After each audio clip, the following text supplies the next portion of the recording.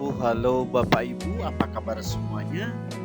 Mudah-mudahan kita senantiasa diberikan kesehatan oleh Allah Subhanahu wa Ta'ala, sehingga dapat melaksanakan tugas-tugas sebagai seorang pendidik dengan baik. Bapak Ibu, selamat bertemu kembali dengan channel Media Edukasi dan Dakwah, sebuah channel yang menyajikan tentang tips, trik, tutorial, dan informasi tentang pendidikan.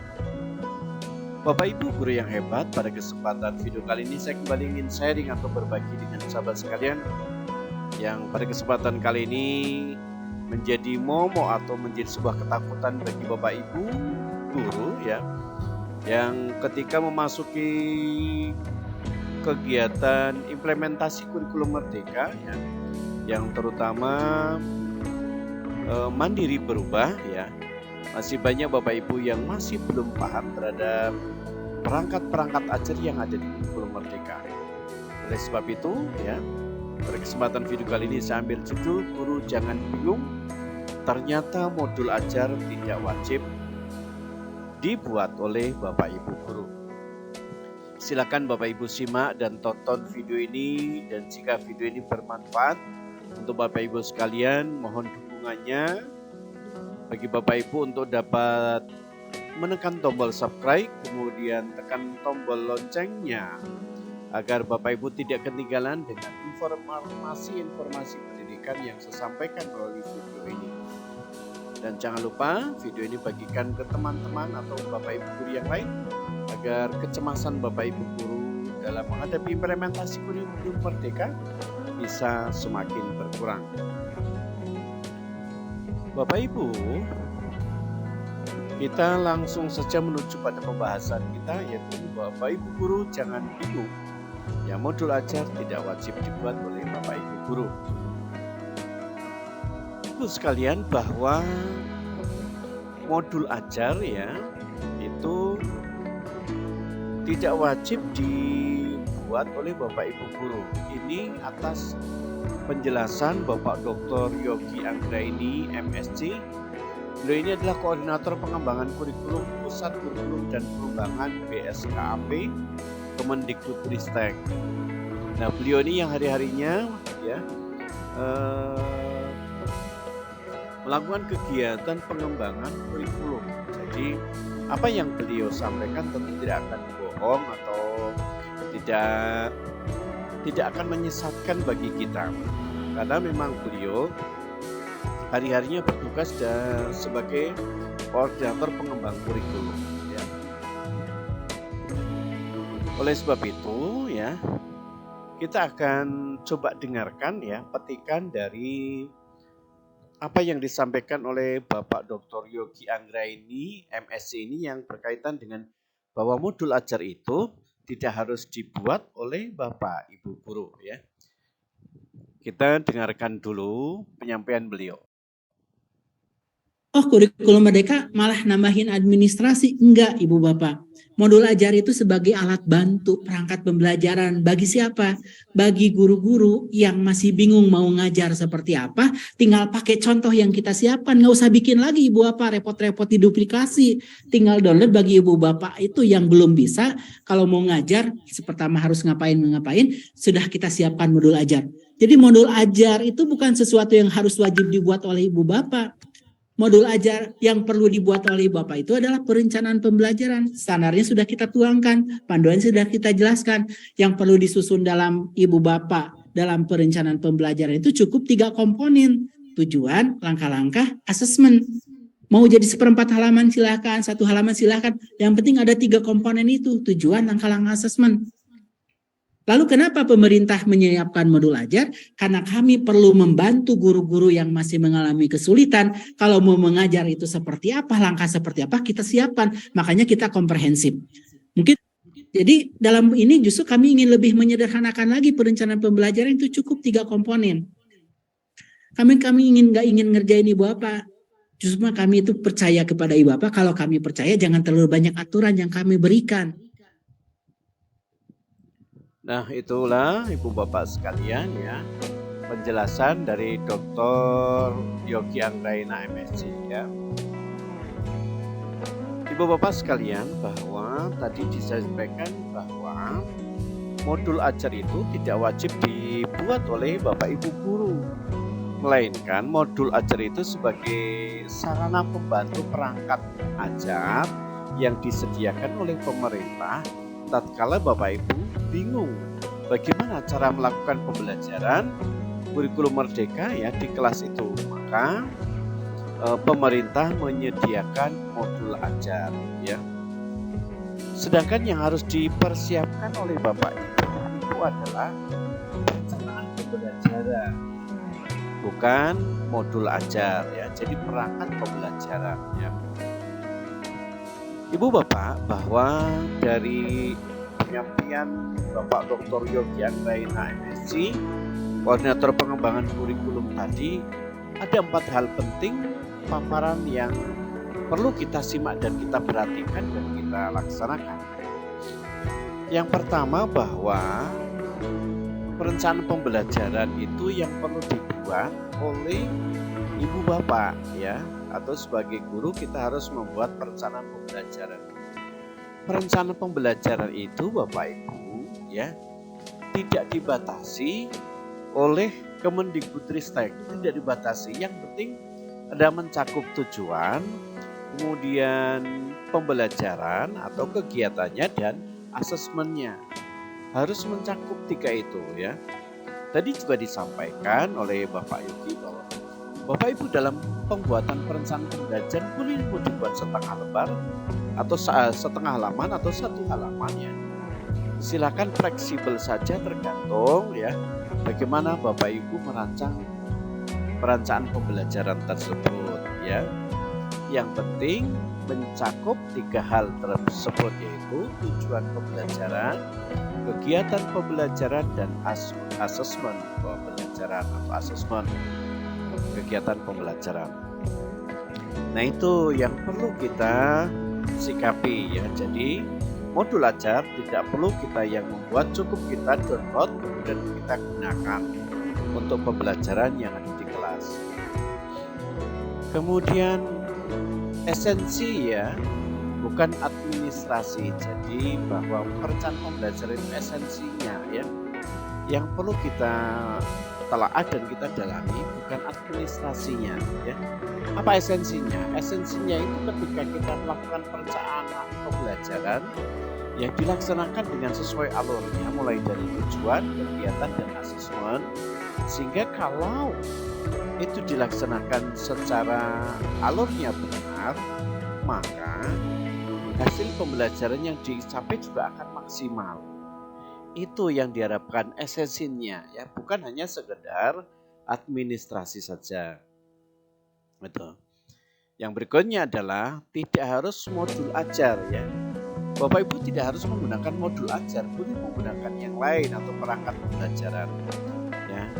Itu yang perlu kita pahami. Jadi tidak harus, kalau kita memang belum paham dalam melakukan pembelajaran di kurikulum merdeka, maka kita harus menggunakan modul ajar ya. Caranya cukup kita mendownload di platform Merdeka Mengajar ya, sesuaikan dengan materi yang akan disampaikan dan lalu di print, dibaca ya, dibaca, dipahami dan dipelajari.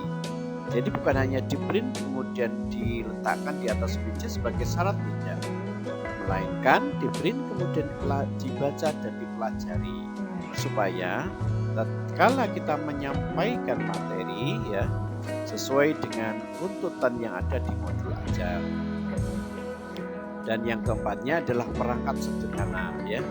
Bapak Ibu di kurikulum merdeka ini sekali lagi tidak membebani bagi Bapak Ibu guru, melainkan perangkat-perangkat pembelajaran itu sangat sederhana ya, sangat sederhana.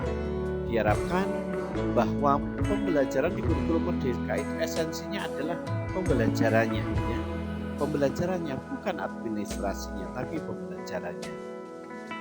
Nah, itulah 4 hal penting pemaparan dari Bapak Dr. Yogi Anggraena MSc selaku Koordinator Pengembangan Kurikulum Pusat Pengembangan Kurikulum Kemendikbudristek. Bapak Ibu sekalian, bahwa di kurikulum merdeka itu tidak banyak aturan ya.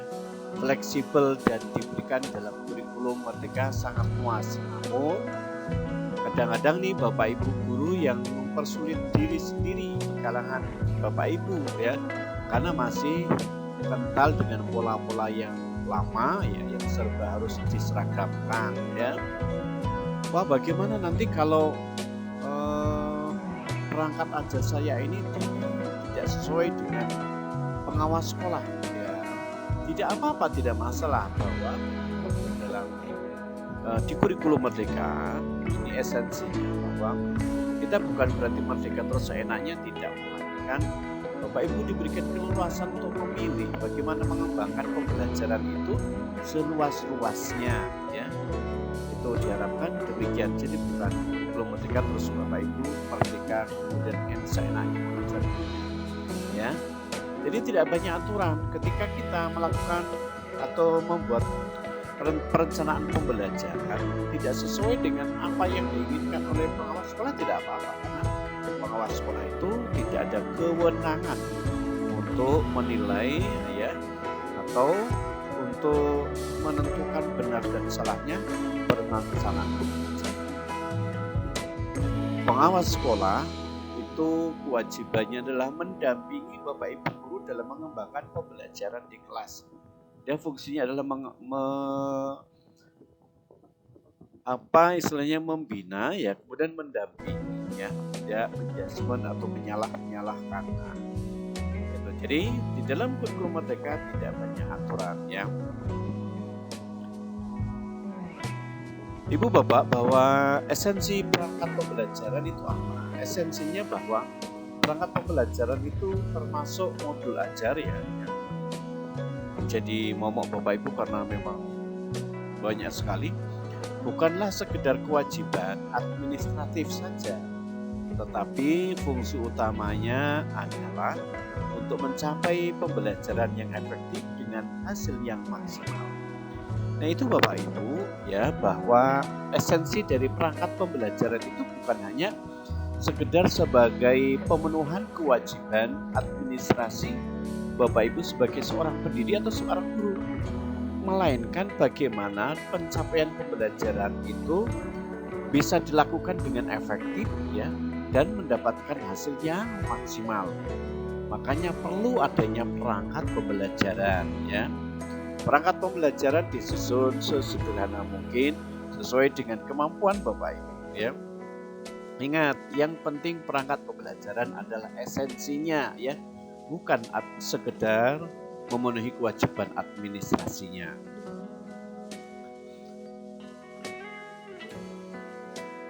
Ibu Bapak, bahwa komponen wajib perencanaan pembelajaran ya. Perencanaan pembelajaran tadi saya sampaikan ada 3. Yang pertama adalah tujuan pembelajaran ya. Bahwa di tujuan pembelajaran itu kompetensi apa yang harus dikuasai oleh siswa tatkala Bapak Ibu menyampaikan materi tersebut ya. Kompetensi apa yang harus dikuasai oleh siswa, maka dituangkan di dalam tujuan pembelajaran ya. Ini sangat penting Bapak Ibu, karena setiap kita mau mengajar sebagai haluan atau arah kita ya, nanti anak itu akan diarahkan kemana, sehingga kita harus betul-betul mempunyai tujuan pembelajaran yang sesuai dengan kebutuhan murid atau siswa. Yang berikutnya adalah yang kedua, langkah-langkah ya. Langkah-langkah pembelajaran, bagaimana cara agar semua siswa mampu mencapai kompetensinya ya. Ini yang sangat penting Bapak Ibu. Di langkah-langkah ini Bapak Ibu harus benar-benar bisa mengembangkan pembelajarannya dengan efektif, dengan inovatif, dengan kreatif, dengan baik ya. Agar hasil yang dicapai pembelajaran tersebut ya mencapai kompetensi yang diinginkan ya. Mencapai kompetensi yang diinginkan itu yang diharapkan ya. Maka bila dalam langkah-langkah perencanaan pembelajaran, Bapak Ibu harus benar-benar mengeluarkan kreatif inovatifnya untuk pembelajaran tersebut agar bisa berjalan dengan efektif, kemudian mencapai kompetensi yang diinginkan. Dan tentunya di sini di pembelajaran langkah-langkah pembelajaran ini seperti di kurikulum Merdeka saat ini ada yang namanya pembelajaran berdiferensiasi ya. Apa itu pembelajaran berdiferensiasi? Itu adalah pembelajaran ya yang kita tidak mengabaikan kebutuhan murid atau kebutuhan siswanya ya. Jadi kita saat akan menyampaikan materi pembelajaran kita harus melakukan asesmen diagnostik dulu ya. Karena kalau kita ingin ya mengajarkan matematika contohnya ya, kita akan mengajarkan perkalian dan pembagian. Ternyata setelah dilakukan asesmen ya diagnostik, anak-anak masih belum bisa ya penjumlahan dan pengurangan. Bahwa itu sebagai dasar untuk kelanjutan ya di perkalian dan pembagian. Nah, disitulah perlu adanya penanganan khusus atau langkah-langkah khusus ya di dalam pembelajaran berdiferensiasi tersebut ya. Di situ ya. Baik, yang ketiga adalah asesmen ya. Asesmen itu seperti apa ya? Bagaimana cara mengukur keberhasilan pembelajaran sekaligus tindak lanjutnya ya. Jadi asesmen itu Bapak Ibu sebagai tolak ukur keberhasilan kita ya, atau sebagai cara untuk mengetahui keberhasilan kita di dalam selesai melakukan pembelajaran ya. Nah, setelah selesai asesmen tentu kita harus melakukan tindak lanjut ya. Tindak lanjutnya apa? Kalau kita berhasil, tindak lanjutnya hanya evaluasi.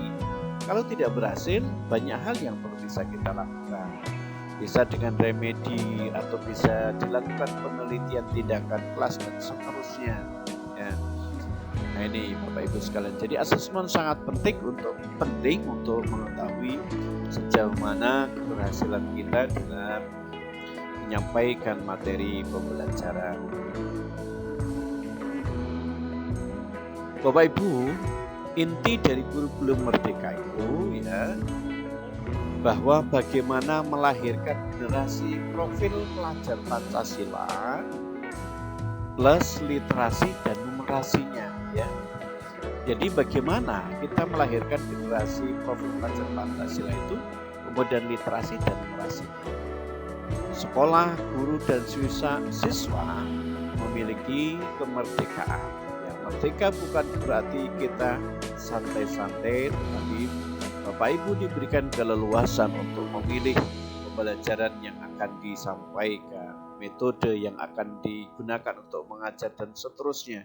Diberi kewenangan seluas-luasnya di kurikulum Merdeka ya. Kemudian sekolah juga diwajibkan harus merancang kurikulum operasional di satuan pendidikan atau KOSP ya. Sekolah itu harus ya merancang KOSP. Kemudian guru juga harus menyusun materi yang esensial ya, tujuan dan alurnya ya. Ini yang sangat penting Bapak Ibu, bahwa di kurikulum Merdeka adalah bagaimana kita bisa menyajikan materi ya secara esensial ya. Karena kalau secara esensial itu walaupun anak tidak dicatatnya, maka dia akan tetap paham dan ingat seterusnya. Kemudian siswa harus mampu mempelajari sesuai kesiapan, minat dan bakat anak ya. Itulah di kurikulum Merdeka ya. Bagaimana kita melahirkan generasi profil pelajar Pancasila. Bapak Ibu jangan lupa ya di subscribe, like, komen dan share. Demikianlah video yang dapat saya persembahkan pada kesempatan kali ini, yaitu tentang kabar baik. Bapak Ibu tidak risau untuk tidak membuat modul ajar ya. Terima kasih, semoga bermanfaat, dan jika video ini bermanfaat untuk Bapak Ibu sekalian, mohon dukungannya dengan cara menekan tombol subscribe, like, share, dan komen. Terima kasih, sampai bertemu kembali pada video berikutnya. Assalamualaikum warahmatullahi wabarakatuh.